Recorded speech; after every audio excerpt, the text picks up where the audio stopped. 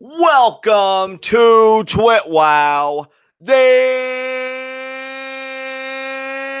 best wrestling podcast made for wrestling fans, by wrestling fans, on the web today. I'm John. That's my cohort and commentary, Ashton. And this is our NXT review. And can I just say, that intro was astounding. You really are improving your lung capacity, I can tell. I know. You know what else is astounding? Your existence. And the existence of most of the performers on this show. It was so good. I was going to say, yeah, and even more pertinently to why we're all gathered here tonight, this episode of NXT. You know, it's funny because I know big things are planned for next week and 2 weeks from now, but this was still an amazing fucking episode, I felt like. Because not only did it build... Wait, yes? No, I was just going to say, like, this week and the last couple of weeks, maybe a little bit more of an with last week, but really the last couple of weeks have just been so good. It's like, we really, like, I'm so glad that we came back a week early to start reviewing NXTs this time around, because it's been worth it. This has been so good, and NXT really, like, as of right now, it feels like they're in a stride, but I'm waiting for them to ruin it with some awful booking decision that makes no sense. Oh, don't be like that, man. I mean, you're probably right, but still. Let's be real. Let's be real. Dakota Kai faces Lacey Evans next week. That's definitely going to be a loss. Yeah, you're probably right. God damn it. But I will say, Matt, Jesus Christ, this episode, because first of all, I mean, and this isn't even jumping the gun. I'm just giving the layout before we go into the more detailed portion of the review. You get Adam Cole, like, and you just don't go wrong with that. I mean, I'm right, and he opened the show, dude. It's so perfect. I mean, I'm slowly reading the pamphlets of the Cult of Cole. You know, I may have sipped the punch a little bit, so I might be coming around. But no, I mean, Adam Cole. May I interest you in a Colometer that can determine just how much of Adam Cole you have inside you already? Oh my God, yes. It's only $600. I could have been so inappropriate there, and I chose not to. But yeah, I mean, you know, it's great. He's, I think, one of the best performers NXT has. I mean, again, I think I even said on last week's review, him and Kyle O'Reilly especially, and maybe to a lesser degree Roderick Strong, because I love Roderick, but I don't know if he has everything the main roster would look for. But I think Kyle and Adam especially are like main roster ready at any time. So him opening was cool. I mean, even Kyrie and Vanessa Bourne was significant because we got the debut of the Anchor. Oh my God. And then, dude, that NXT tag title match. And then even the segments in between. Like, yeah, this show really packed a punch. Dude, like, I'm going to say on here what I said to you after I got done watching this show. 2018 is the year of the tag team match, because very early on in the year, I want to say it was even in February or March, we got the Young Bucks versus the Golden Lovers. And to this day, that is my match of the year so far. Just so far. Yeah. It could be surpassed. It probably will be surpassed because G1's coming up. But so far, that's my match of the year. And then 2 of the rest of my top 5. So 3 of my top 5 matches are tag team matches, because the other 2 are Undisputed Era versus Mustache Mountain matches. One from day 2 of the UK tournament and tonight. Yeah. I mean, dude, tag team wrestling is owning right now. I'm really glad you reiterated that point, because when you said it to me, I'm like, ooh, that's good shit right there. But yeah, so much to get into. You know what? Let's just get into our first segment, Heat of the Night. And Ashton, I apologize. I'm actually going to go first on this one. And I think we might even share this one, but maybe we have varying degrees of hate for it. I do have a nitpick. Why in the blue hell is Nikki Cross in the #1 contendership fatal 4-way for the NXT Women's Championship next week, when she got her match at a takeover of all places and she lost? Yeah, dude, here's the really sad thing, and how you know that I'm unbiased in this. I think that it would make more sense for Lacey Evans to be in this fatal 4-way than Nikki Cross. I would agree, because she's beaten Kyrie, who is in this match. Yeah, exactly. So, you know, I can't stand Lacey Evans. I'm not that big of a fan of Nikki Cross, but I at least acknowledge her as a good in-ring worker. But it makes absolutely no sense for her to be in this 4-way. No sense whatsoever. No, it really doesn't. To me, like, the only reason it's not a heat of the night is, to be perfectly honest, I don't expect her to win. Now, if she does, then we're going to revisit this territory extensively. And by extensively, I mean I'm going to rant about it. But, you know, to me, it diminishes the whole concept of back of the line. Other than that, though, I'm perfectly fine with the other three contenders. It makes perfect sense to me. Yeah, honestly, I would almost prefer this just be a triple threat between those three because, like, whether it's Lacey or Nikki or even like Dakota, who you know I do like, nobody else really has as strong of a claim to being number one contender for the women's championship than those three women. It's Candice, it's Bianca, it's Kyrie, and that should be the end of the line right there. Absolutely, I completely agree, but I won't like drone anymore on it because this episode was so good, and that's why we're getting this out of the way early. Ashton, did you have any like nitpicks or heat of the night outside of what I've addressed? You know, not a full-blown heat of the night, just a little tiny little nitpick. I don't really understand why Johnny Gargano like went up to Aleister Black and he said, "Oh, Tommaso can't win," and then like 3 feet away, Ciampa attacks Black, and Gargano doesn't hear it enough to be able to go try and help. Maybe he's just in his own world. Like that, I will give Gargano a pass on because he definitely seems very psychologically detached. Like he seems very myopic in his vision, right? And like I don't even know. Like Aleister told him, like you got to trust me with this. Maybe Johnny just wanted him to feel the consequences of that. Like you know, I don't know. Right. I mean, even if he wanted Aleister to feel the consequence of that, if there's any chance that it's Tommaso Ciampa, he wants to get his hands on him. Yeah, I can see your point there. I can certainly sympathize at that point, but just thinking about this from like a more grounded perspective, if you are in the psychological place that Johnny Gargano is in, and all you want in the world is to see Tommaso Ciampa get punished for his sins, and you tell the NXT champion, listen, you can't let him win in 2 weeks, and then he proceeds to walk inside the arena and you immediately hear him being attacked, you're not going to be like, oh, I don't know who's doing that, but Black probably deserves it. No, the two things on your mind are A, it's probably Tommaso because he's that much of an asshole and he would attack the champion right before their big match.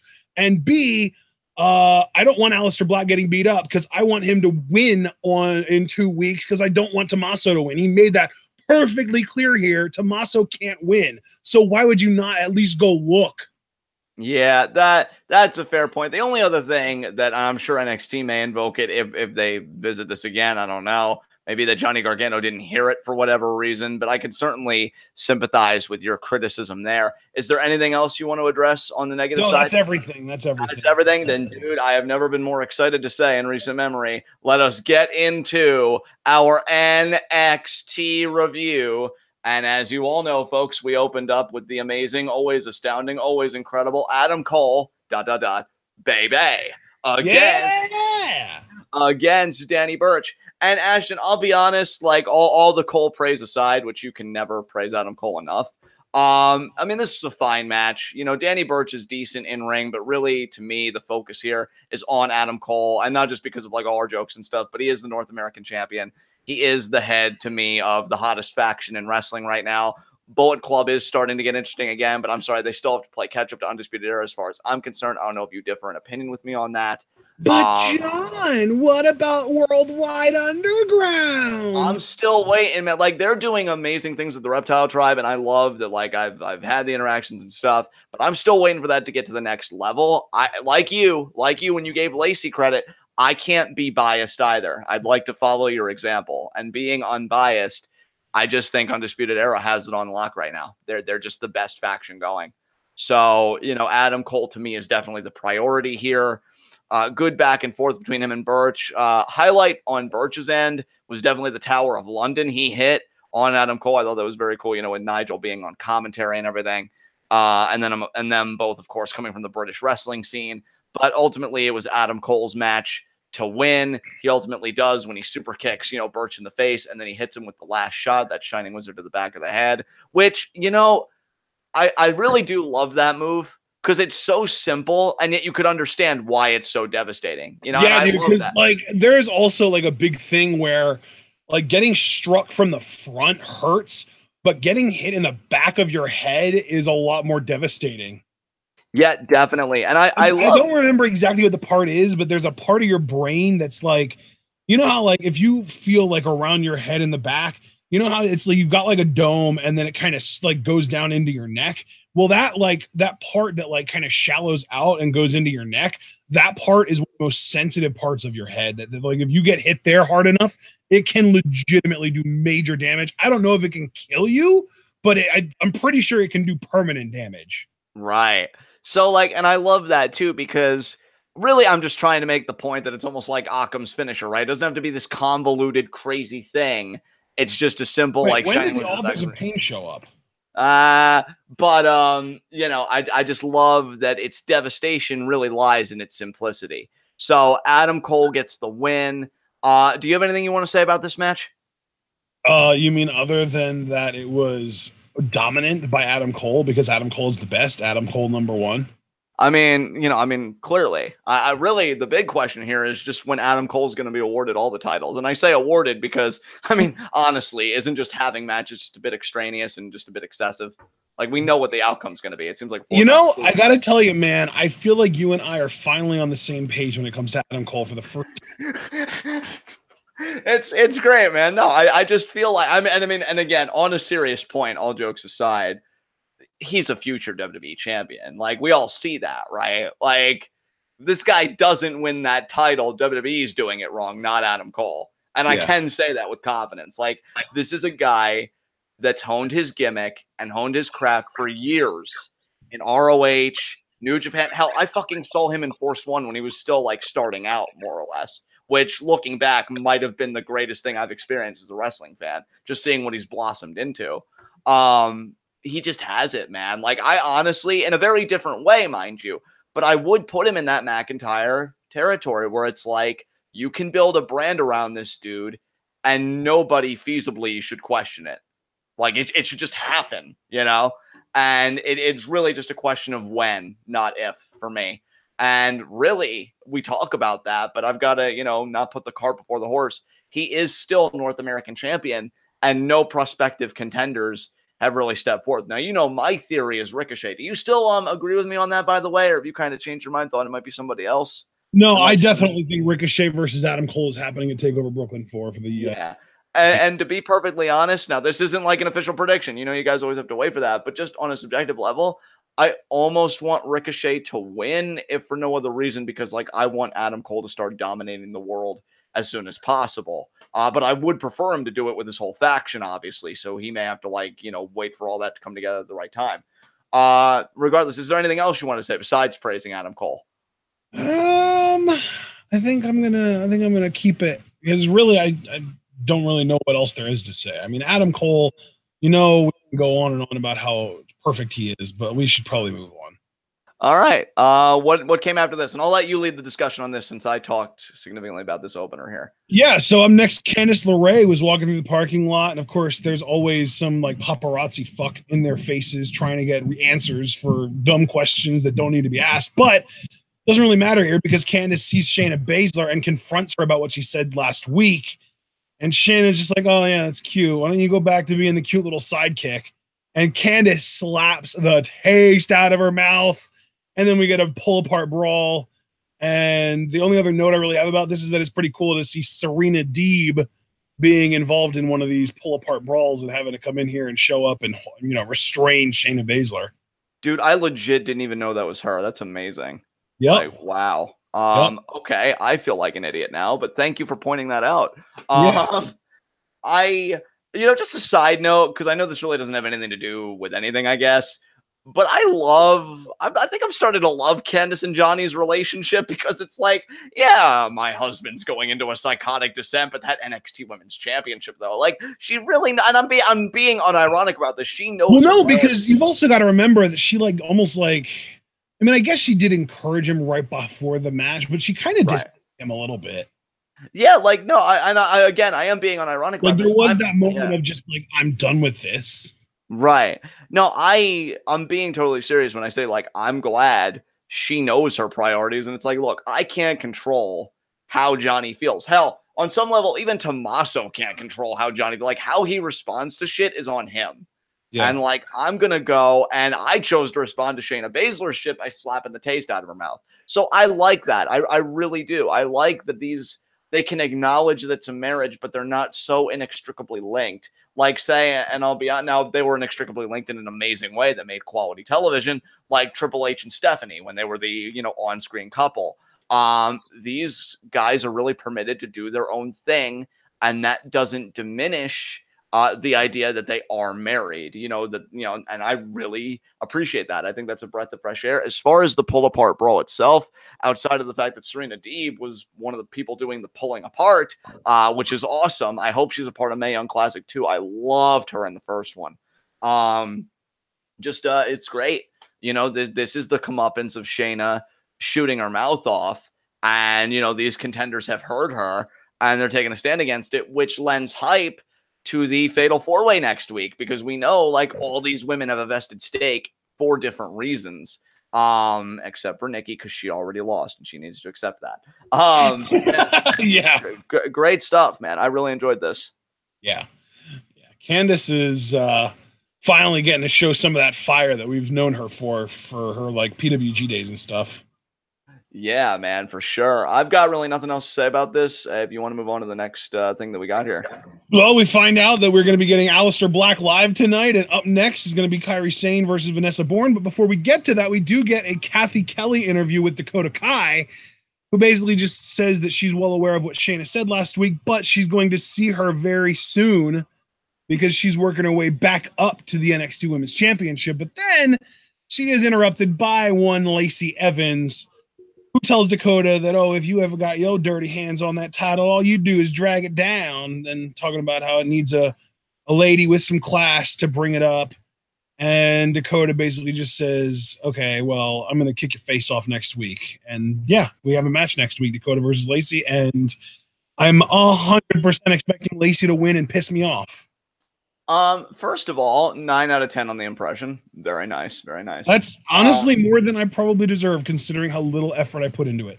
Well, you know what? I'm feeling very affectionate these days. But outside of that, straightforward exchange here between these two.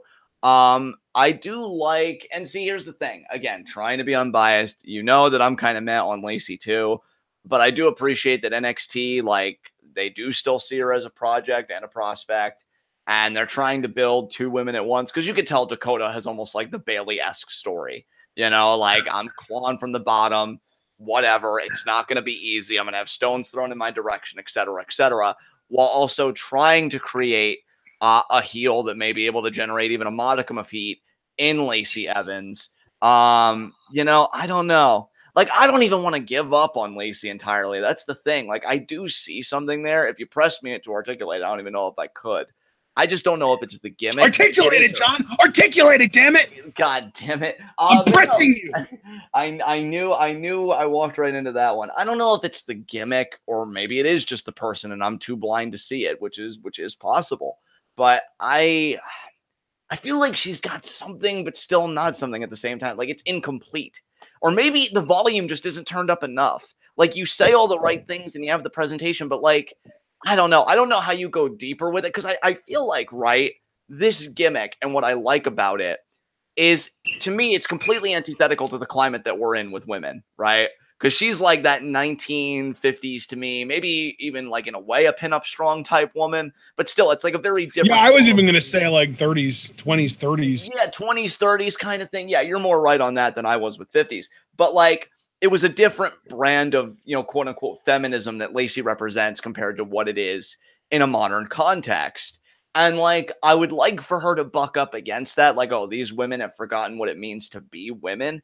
And she does do that, but in a way that I feel like, I'm just going to be honest, I feel like it plays it safe. But then again, I have to acknowledge, well, that's on me, right? Because I can't expect a product that is family friendly, that is this, to be controversial or salacious or whatever in its presentation.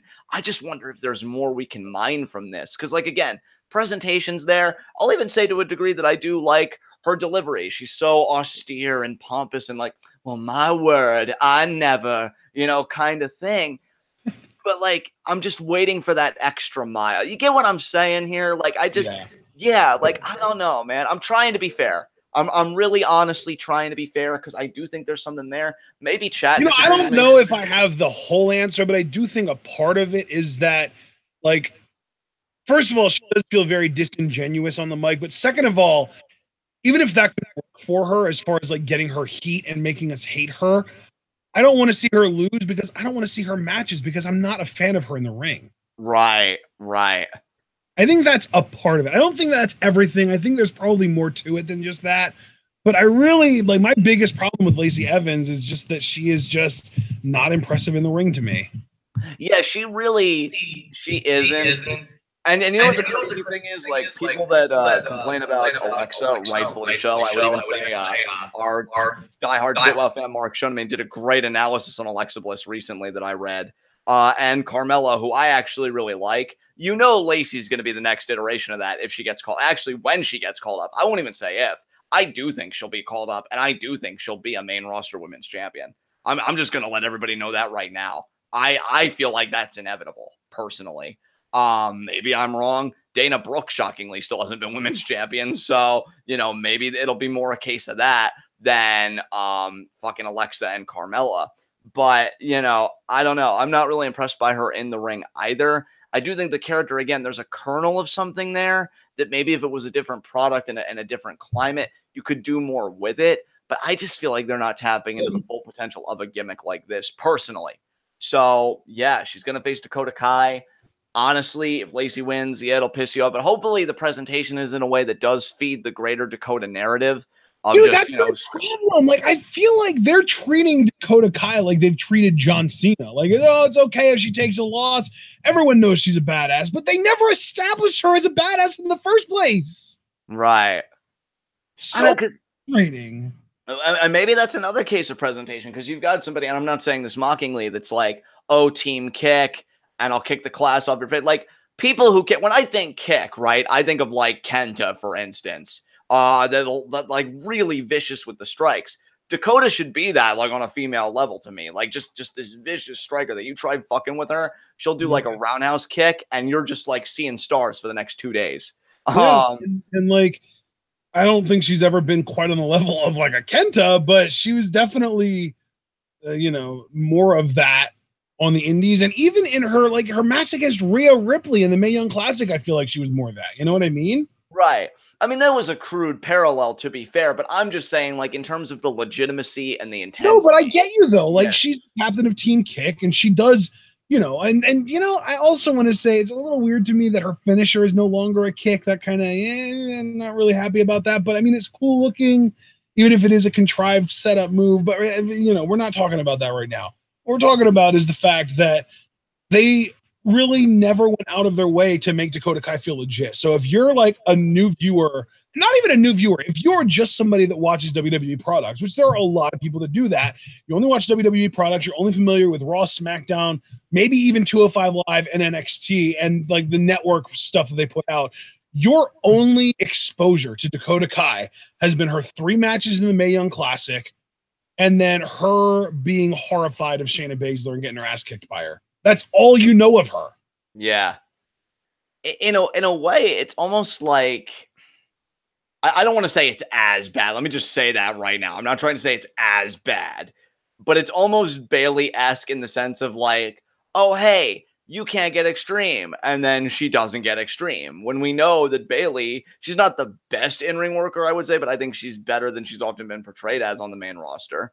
And it's the same thing with Dakota. Like, here is a very capable. I see Bayley as like a second tier in-ring worker. Because to me, like the top tier is Sasha, Becky, Asuka, and Ember Moon. And then like tier below that would include Bayley in it.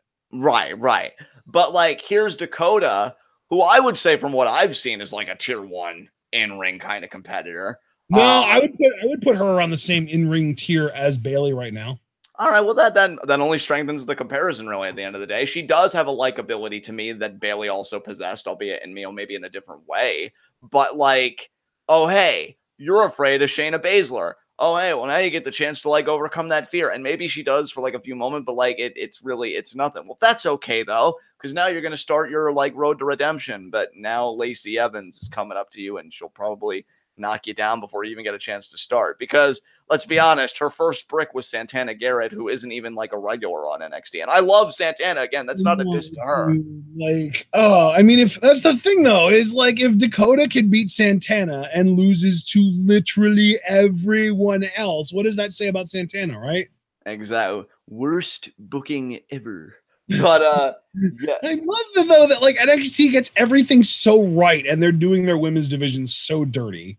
Which is a shame because the talent is there, dude. Like, I don't know. But we talked about this far more than I thought we would. You said Vanessa and Kyrie was up next. I sure did. That is up next. Yeah. I will let you lead on this because I talked extensively about Adam Cole, who's your guy. You know, if I talk about Kyrie, it's just going to be squeeze and all that shit. So give these people some serious analysis here from your end.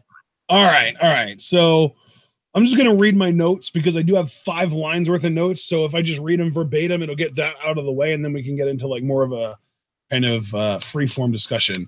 This was a really good match. Kyrie is awesome. Vanessa isn't great, but she is definitely improving.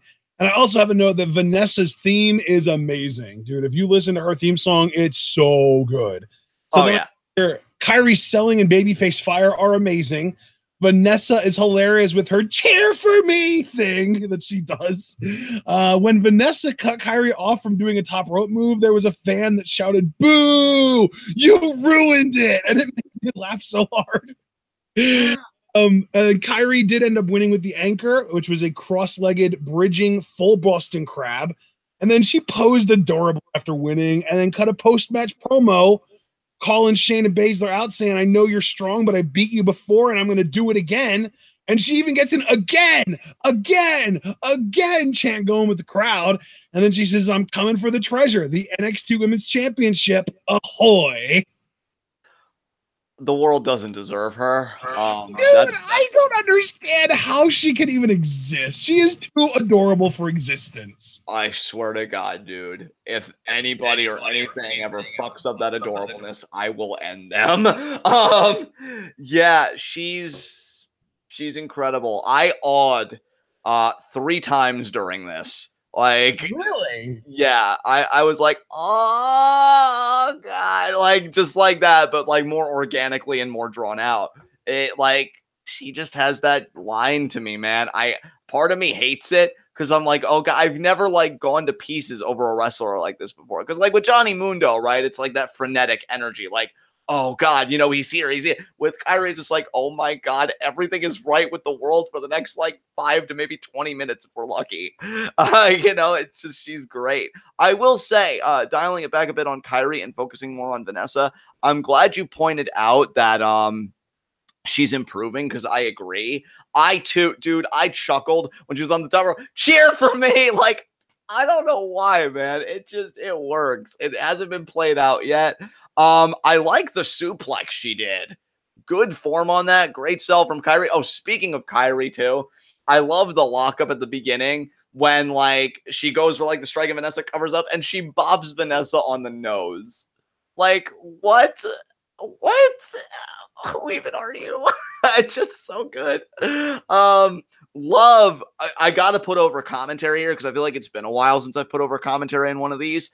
They made Vanessa seem like such a student of the game. Like when she had the kabuki elbow, like scouted, or the insane elbow, whatever you prefer, scouted. You know, like they said, like, oh, she knew what was coming. You know, she's been studying, she's been this. So they really made Vanessa seem like a prospect on commentary. Like she's getting better and better every time she gets in the ring. Watch out for her. And yeah. I really appreciate that because you get matches like this, right? And guys like you and I and our fans, you know that it's lopsided. You know that hopefully Kyrie should win because I feel like it was a similar situation with Kyrie and Lacey, and we know what happened there, even though Kyrie did ultimately win the series. But, like, that doesn't mean you have to bury Vanessa or shortchange her or be like, oh, well, what a match for Kyrie, and not even acknowledge Vanessa's efforts. I'm really glad they went out of their way to acknowledge those efforts and say that she's getting better because I hope she gets better. Like, she's clearly, like, improving. I just hope, like, that doesn't stop. Because, I mean, you know, she has a great look. The theme is amazing. She could be, like, a great heel, you know, competitor in the division. Honestly, I think she could be a better heel than Lacey, to be truthful. And, yeah, the post-match promo, calling out Shayna. I was impressed that Kyrie got the word again over with the crowd at the chant because, she said it again. She said it 3 times, like, I'll beat you again. And like, the crowd got into it. That was very encouraging to me. And then the dance, which I had already seen a GIF of, I guess from like people that had come out of the tapings when they happened. Oh my God, my heart. And the idea that fans were already doing it with her. This woman can do no wrong. This woman's the answer to world peace. Her anatomy might have the secret to curing cancer. I'm not entirely sure. I think her stem cells are probably stronger than the average stem cell because they're just so infused by fucking happiness and purity. Like, it's not even like, how does she exist? I don't understand. But no, I love her. Here's the thing though. I'm not racing to the conclusion that she's winning next week though. I am. I got her winning. I'm calling it. See, I'm torn between her and Candice, obviously. Like, because Bianca's not going to win because Shayna's a heel. Like fuck Nikki Cross. So really for me, it comes out. Sorry, Wes, but fuck Nikki Cross. For me, it comes down to Kyrie and Candice. And honestly, given that Candice led the taste in her mouth, I'm gonna have to be opposite you, bro. And that hurts me because Kyrie is like my fucking world in the women's division. More than Ember, even more than Emma. Like, she's like number 1 for me. I've got to go with Candice being objective. Just something tells me it's going to be Candice and Shayna at Brooklyn. And I think Kyrie, honestly, I see her getting her title shot at the takeover before Mania. I think it's going to be more of a long form story with her. Maybe that'll also be Dakota's spot. I don't know. Maybe Kyrie will come before then. I just don't see it at Brooklyn, just to put it plainly. But still, solid match from both women. Really glad to see Vanessa improving. And Kyrie, you're never allowed to leave us ever. God, I love wrestling. So what came after this? After this, we had a few announcements. We find out that next week, we are going to be getting that NXT Women's Championship Fatal 4-Way #1 contender match between Kyrie, Nikki, Bianca, and Candice. You did say you were officially picking Candice, right? Yes, and you're officially picking Kyrie. Officially going to pick Kyrie to win that. And then they also did remind us that in 2 weeks, we've got Aleister Black versus Tommaso Ciampa for the NXT Championship. And then we find out that up next, we are going to be getting Aleister Black live in Full Sail. But before we can get that, we see Aleister Black getting confronted by Johnny Gargano in the parking lot. And he says Ciampa cannot be the NXT champion. He can't win. And then Aleister asks Johnny, like, you just gotta let me handle this, man. And Black turns the corner and, walks into the arena. But of course, Ciampa was there waiting for him, and he assaults him and he DDTs him onto the damn concrete, and it was brutal. I mean, didn't he kind of have it coming? I knew you were going to say that. Dude, I laughed so hard during this. Like, just seeing a person lose consciousness because their face ate floor. Oh my God. And honestly, Tommy Entertainment, aka Tommaso Ciampa, he's brought credibility back to the hung DDT. I hereby decree that Randy Orton is never allowed to use it again. Like, that's gonna happen. Listen, sir, I'd kind of work on that tone while I'm still giving my analysis, but yeah. Orton is just a little bitch bag by comparison. It is funny. I mean, the title reign's going to fade to black in 2 weeks, and Aleister's consciousness faded to black tonight after he got spiked on the floor. So it's quite fitting to me. And Tommaso just waving by the lifeless body of Aleister Black. At least he's nice about it. At least he knows how to, exit a room properly and with manners. Just great stuff. Johnny is just out of his mind because Tommaso broke him. And now Tommaso, after leaving an abusive relationship where he wasn't appreciated enough, is finally recognizing his own ambitions, and he's just seriously still doing this. And he's taking it out on Aleister Black, who, to be quite honest, has been a lackluster NXT champion. So I think Aleister got exactly what he deserved, and I think we all learned something valuable today. Never underestimate Tommaso Ciampa. Your thoughts? Yeah, let's move on. Up next. Our third match of the night, Undisputed Era versus Mustache Mountain for the NXT Tag Team Championship. Wow! Dude, you have to go first on this because there's a lot I want to say, but you're more organized than me. So please, I know you said you had 11 lines of notes for this. Please just take us to it line by line. Yeah, I was going over how many lines each little section of my notes has with John, and it's 2 for the first match, 2 for the Candace segment, 1 for a little update, 2 for the Kathy Kelly interview with Dakota Kai and by Lacey, 5 for Vanessa versus Kyrie, 3 for more updates, 2 for Alistair, Black, Gargano, and Ciampa, and then 11 for this match. So just to give you guys an idea of how many notes I took for this, because it was such an amazing match. Seriously, just the story told here was exceptional. Undisputed Era are amazing. And of course, they start the match off super aggressively. Once the bell rings, they go right after the Mustache Mountain. They beat the hell out of him. We got a big brawl to start the match outside of the ring. We just constant dueling chants here. Just Mustache Mountain, undisputed, Mustache Mountain, back and forth.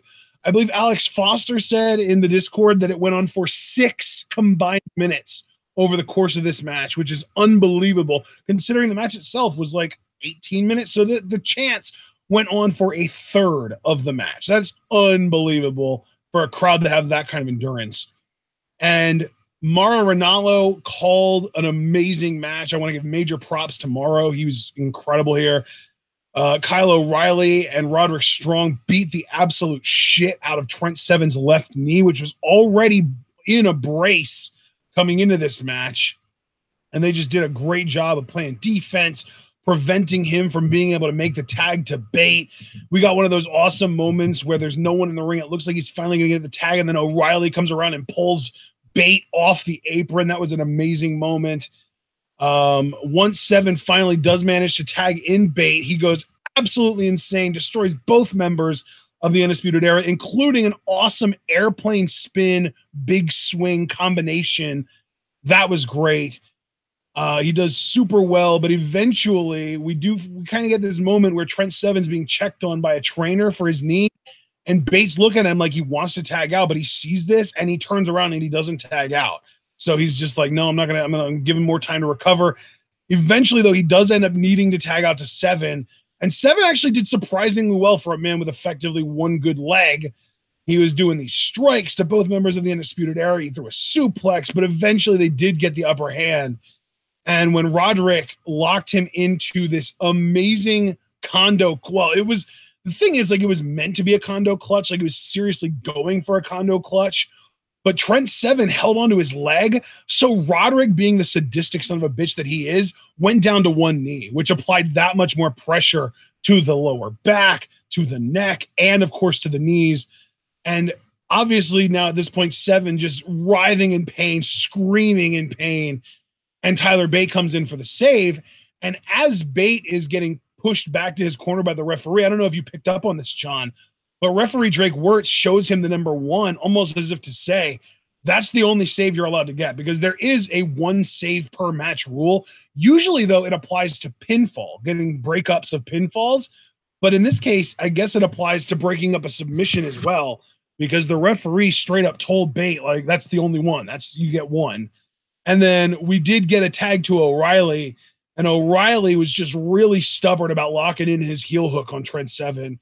And Seven was just in absolute agony. There were minutes going by of Seven being locked in this heel hook and struggle trying to get to Tyler Bate. We got a great camera shot showing that there was only about a foot and a half of distance between their fingertips. They were that close to getting a tag, but this struggle just kept on going. O'Reilly kept pulling Seven back to the middle of the ring, back away from the ropes.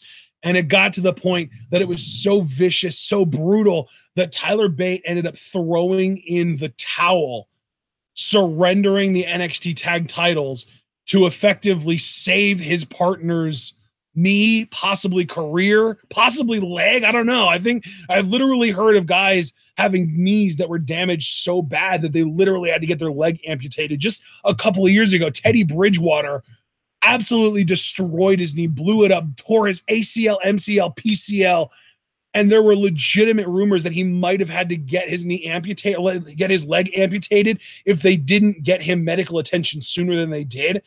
So it's a big deal. And Tyler Bate throws in the towel, saves his partner's knee, saves his partner, potentially his career, potentially even his leg. and the Undisputed Era are tag champs again via forfeit. I've never, ever seen a tag team win via forfeit in this manner, where you're torturing one of the members so much that the other member throws in the towel. I've never seen that before. So those were all of your notes, right? Do you have anything else you wanted to share The before only I go? other note that I have is that Trent refused to tap out, but Tyler Bate refused to let his mentor end his career for the NXT tag titles, and that it was just unbelievable storytelling. Yeah, I mean, here's the thing, bro. You covered really all the major stuff, so I really won't repeat because I don't want to be redundant. This was incredible. Undisputed Era. I'll give Kyle O'Reilly and Roderick Strong credit too, even though there was a portion of the crowd still cheering for them, which again, you can't help. You can't help how other people feel. You know, they're in control of that. They really did their best to take the cool aura away from the gimmick for this match, and they were just straight up vicious heels. Like, I really appreciated that from the two of them. I don't know if you caught this, because see, there were two small moments, and you know what I always say here on TwitWoW. For me, the small things accentuate the big things even more so.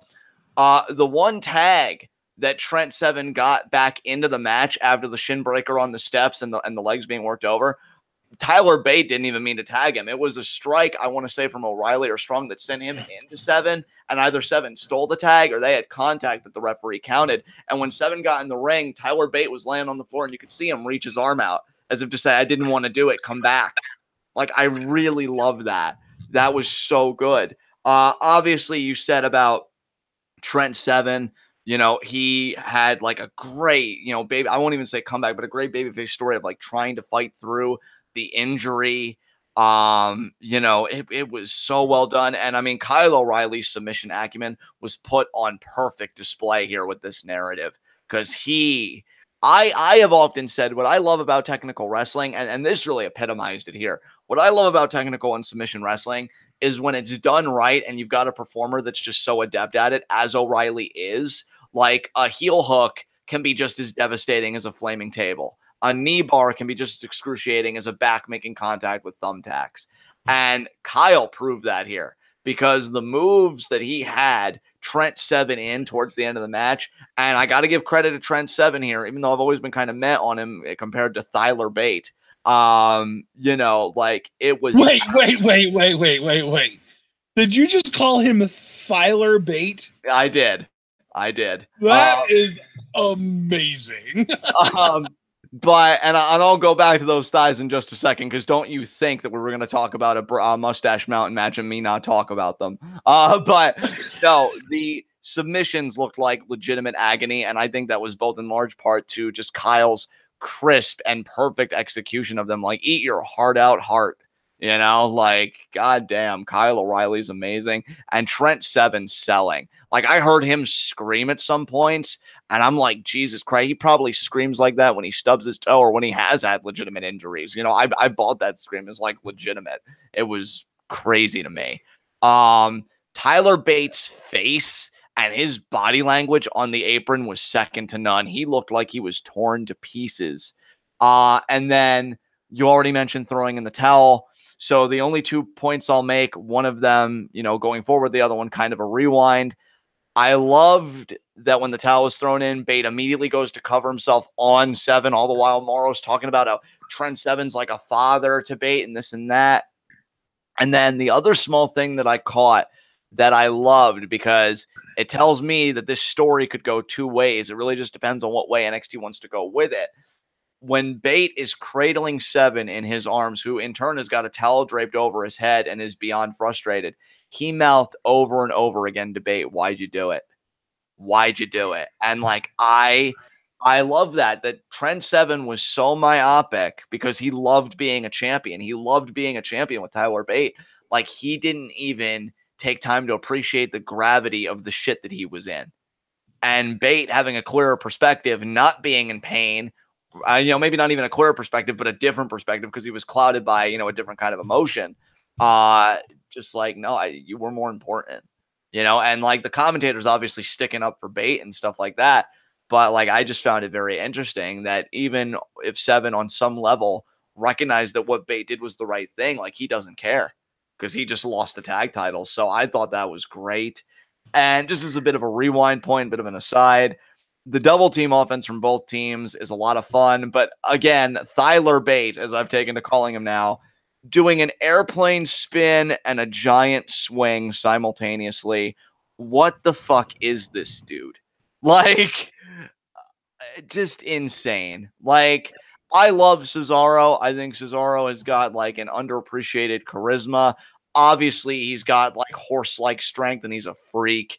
But Tyler Bate is like a younger Cesaro to me. Like he's freaking. I would definitely agree with you, but the big difference, and it matters because it's Vince, is that Bate is like 5'8" and Cesaro's like 6'5". Right.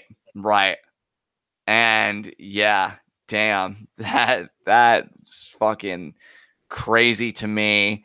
I love Mustache Mountain. I love Undisputed Era. My only question for you, again, because of the end of Trent Seven, just asking, why'd you do it? Do you think this is more of a redemption story for Mustache Mountain, maybe heading into Brooklyn 4, or do you think maybe that this could be a dissolution of Mustache Mountain with Trent Seven going heel because he resents Tyler Bate? I mean, heels aren't always rational. Even though Bate did the right thing, Trent Seven could hold it against him because it's like, you were selfish. You were really thinking about you. You weren't thinking about me. I told you not to do it. And that is true. He was in that hold. He was looking at Tyler. He knew what Tyler was thinking about. And he said, don't do it. Don't do it. So do you think this is a redemption story, or do you think possibly a heel turn, or neither? I mean, what do you think about the aftershock? Yeah, I was even going to say, I don't know if we're going to see these guys on NXT again. They might just go to NXT UK and we won't see them again in NXT. Yeah, maybe. I mean, because you got to remember, NXT UK is taping in like literally 2 weeks and a couple days. So, yeah. I mean, unless these guys show up at the tapings next week, which it's possible that they could, but unless they do, I'm just expecting this to be the last that we see of Mustache Mountain. Which, if you're correct, what a fucking way to go out. Yeah. God damn. And really, I mean, at the very least, I would, if we, let me put it this way. I love Tyler Bate, and I don't want this to be the last time that we see him, but I'm a little more apathetic about Trent Seven. So if this means that, like, we're not going to see either one of them on NXT anymore, I'll be devastated because I love Tyler Bate. But if there's any chance of them keeping Tyler Bate around in NXT and maybe even going to the main roster, I'm all for it. Dude, so good. And if that means, like, even if that means Trent Seven going with him and having that tag team stay together, like, yeah, that's like, just give me all the Tyler Bate. He's amazing. I'm not going to argue with you on that. I'm right there with you 250%.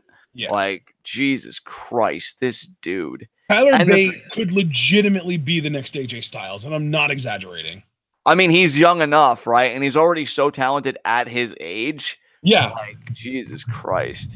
Yeah, like, people might not realize this, but when AJ Styles started wrestling with WCW back in like 1999 or 2000, because he debuted in wrestling in 98, he did work briefly with WCW in, I want to say 2000, but when he started wrestling in 98, he was the same age that Tyler Bate is now.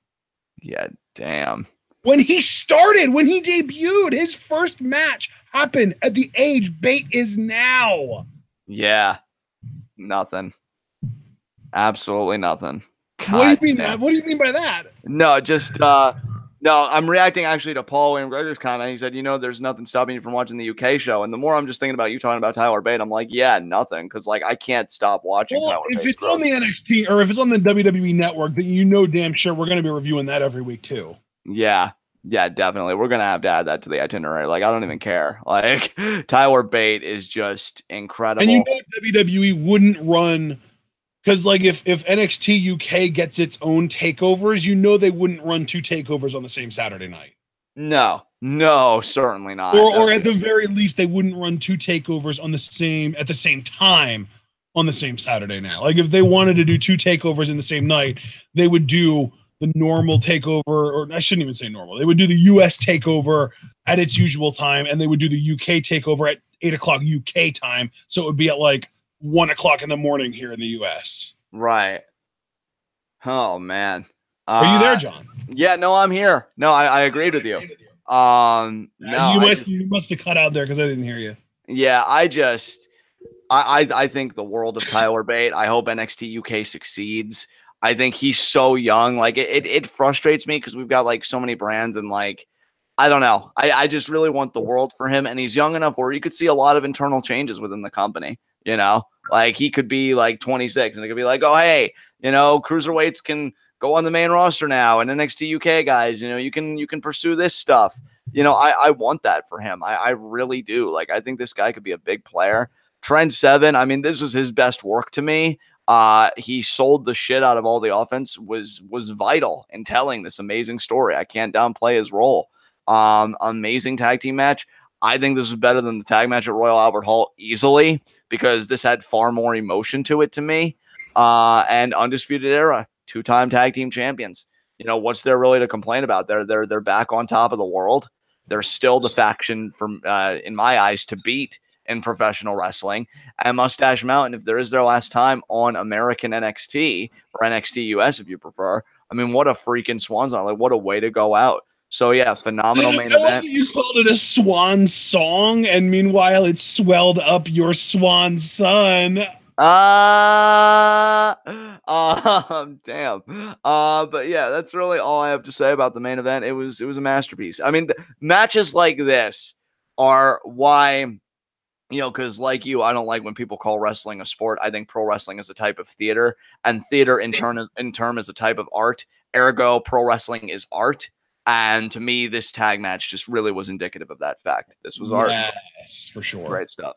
So you guys know the drill. Before we get into high spots, low shots, very quickly want to plug. First of all, check out the TWitWoW Facebook page. Second of all, follow both Ashton and myself on Twitter. Ashton's pinned tweet is the TWitWoW schedule, which you're going to want to keep abreast of for all of July, or really I should say the rest of July and most of August. We've got a shit ton of commentaries coming. You're going to want to know what they are. You're going to want to know what times to be here, I promise you, especially with G1 now in 2 days because it's after midnight here. So be sure to and just to be clear, because you guys, you know, not everybody goes the way you do, John. Just to be clear, when he says in 2 days, he means on Saturday the 14th. Yes. Saturday the 14th does begin G1 Climax 28. So just be sure to be there. It's going to be astounding this year, guys. I really have high hopes for it. So that's Ashton's pinned tweet. My pinned tweet is to collect Q&A questions. If you want to submit to Q&A, go to my pinned tweet. I collect all of your questions there, whether by DM or responding to the pinned tweet, which I prefer because then they're all in one place for me to just gather together on my end. If you don't have Twitter or you just feel like that means doesn't work for you for whatever reason, we also allow you to do Q&A questions through YouTube, you know, commenting on a TWitWoW video with Q&A questions. The Facebook page, which I already mentioned, you know, you can inbox us there, or Discord, which leads me to my next plug, Patreon. If you donate $3 a month, you get Discord access. It's great. You get to pal around with Ashton and myself, as well as the most passionate TWitWoW fans that we have. You know, I know Foster Jarveris, and I think Paul is back in the Discord. So, yeah, I mean, all these guys I'm even looking at here in the chat, they're all part of the Discord, too. They're amazing guys. And we talk about everything from wrestling to video games to Game of Thrones to even not suitable for work stuff. So there's something for everybody. Really love the Discord we've created. $3 a month. You know, that donation really helps what we like to do here on Team TWitWoW. And, you know, the biggest thing currently right now, obviously, is Progress Live reactions. We need $120 a month to do that. Last time I checked the Patreon, we were at $100 a month. So we're $20 off to make sure we keep it going. You know, your $3 a month goes a long way. And why I call this a win-win-win-win is you also get to have a hand in a small way in what we do here on Team TWitWoW, because that cash can translate into content control. How do I mean? Well, if you're a member of the Discord for X amount of months, I always like to use the number 10. At $3 a month, that's $30. You can translate that to a live reaction to a 3-hour show. You know, I think it's a great thing for everybody. So please consider donating to the Patreon. We'd immensely appreciate it. That said, the only other thing I want to plug is the Teespring store. We have a variety of merchandise ranging from TWitWoW exclusive merchandise to I'm a TWitWoW guy and I'm a TWitWoW girl, because we're all about that gender equality. And we have superstar specific merch. We have Kevin Owens because he's a father, damn it. And Emma. Whoa, it's been a while since you said that. I know, right? Bringing it fucking back. And Emma's the real face of the Women's Revolution t-shirt that you made, which I freaking love that shirt. So a whole bunch of stuff. We even have Scum Squad specific merch, guys. Like everything. Check out the Teespring store. That's all I can think to plug here. So with that said, let's move on to high spots and low shots. My low shot, I actually have two low shots. Both share a common thread. My big low shot is not Tommaso Ciampa, but Aleister Black, excuse me, because in the same breath that you tell Johnny Gargano, oh, you should just let me handle this. You got exposed that you couldn't handle this because you're a weak little bitch that got dropped on his head exactly as you deserve to be because you're a fraud of a champion, and that NXT title is going to go to Tommaso Ciampa in 2 weeks. Wow. My other low shot is Trent Seven. Way to be a weak little bitch. I mean, I keep hearing from Morrow that you were like a father figure. Didn't you teach Tyler Bate respect? Clearly, you didn't abuse him enough. If you listen to me and James, you know that builds character. So, Trent, you too were a weak ass bitch, just like Aleister, and you share something else in common, even though it's going to take Aleister a bit longer. You're both ex-champions. So, fuck off. Who's your low shot? Your credibility. Oh, so that's who you're picking here on the whole. That's not actually it, obviously. Hooray! My actual low shot though is I mean, really, it's got to be Danny Burch, right? Like you thought you had a chance, and then you come in here talking all this shit about Adam Cole, and then not only do you lose, but you lose while hearing so many truths that are going to make you existential about your own existence going forward. I mean, during this match, Adam Cole explicitly said, "You'll never be me," to Danny Burch. Now, how awful would that feel to be Danny Burch and have that dropped on you? I mean, doesn't the whole population that isn't Adam Cole have that dropped on them every day when he gets on Twitter or Facebook? I mean, maybe internally, but not so explicitly. Oh my God, you're too much. But no, I agree. You know, Danny. Did you just listen to yourself? And I'm too much. I mean, I feel like the low shot for Danny Burch came more from him being indignant to Adam Cole than him losing the match. But he did lose the match, and it was to Adam Cole. Like, who else am I going to give it to? You already gave it to Trent Seven. Yes. You already gave a bit of it to Aleister Black. I'm not going to give it to Vanessa Bourne because we don't have expectations for her. So who else am I going to give it to? That is very true. That is very true. But no, it's a great pick. Danny shot his mouth off and he couldn't measure up. And unfortunately, Oni, who I actually did, I've been excited about forever. He's out for 3 months. So good luck floundering around back in mediocrity like you started, Burch. Wow. So yeah, as far as high spots, I got to go with Tommy Entertainment, Tommaso Ciampa. God, we don't deserve you, sir. You're just too beautiful for words. Your story of overcoming a toxic relationship is beyond inspiring. And I can't wait for you to become NXT champion because you're just better than everyone else. Definitely going to puke. Oh, really? Why don't you find a trash can? So who's your high spot? I already did. It's your opinions. Wow, says the guy. You know what? No, never mind. Just pick your high spot. Oh, wait. Well, my high spot's automatically Adam Cole because he was on the show. There, I did half of it for you. There. Well, I appreciate you doing half my job for me. That's appreciated. but actually, a little slack around here. Wow! Oh my God, we are talking after this. But no, in all seriousness, Adam Cole could be your legit high spot because he actually had a match tonight and he won. So, is that how? Yeah, that's true. But it really, he is. Listen, Adam Cole is always going to be my high spot, but he's even more my high spot this week because my actual high spot this week is the Undisputed Era. Oh, nice, dude. Adam Cole walking away with a big victory over someone that thought they were a contender. Pff, please. Undisputed Era, not only winning back their tag team titles from Mustache Mountain, who, I mean, let's be real, never should have won those titles in the first place. If only Kyle could have gotten more sleep, they probably would have never lost the titles in the first place. But I digress.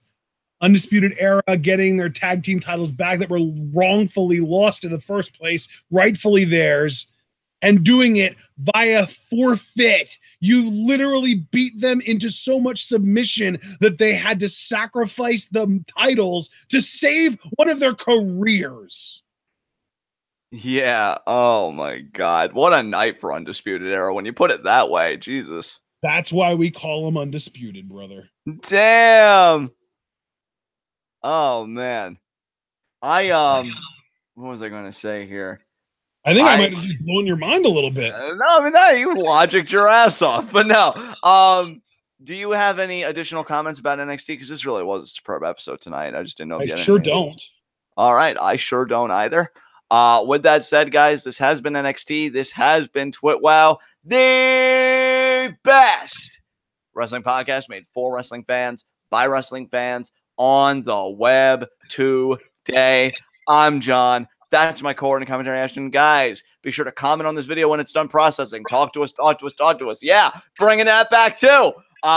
Subscribe if you're new to your new favorite wrestling podcast, and like the video. The more likes you leave, the more likely we are to be the top search result for NXT reviews on YouTube. And when you're the best at what you do, the top is the only place that you belong. So please leave that like. And we will see you all again Friday, because we're not doing anything tomorrow. We will see you all again Friday for our Extreme Rules preview and predictions. And just to give a bit of an indication of how I'm feeling, our preview and predictions will probably be more extreme than the pay-per-view itself. So, yeah, you're going to want to tune in for that. When are we going live with that, Ashton? We will be going live with that at the usual time at 9 p.m. Eastern Time. Yeah, so 9 p.m. EDT, not to be confused with Bianca Belair EST. And so we will see you then. Until then, guys, have a great rest of your night. Have a great tomorrow. Because then, I mean, I'm telling you, it's going to explode, that TWitWoW goodness, man. Starting with Extreme Rules preview and predictions like that. So take that breath while you can. Until then, guys, tune in and peace out.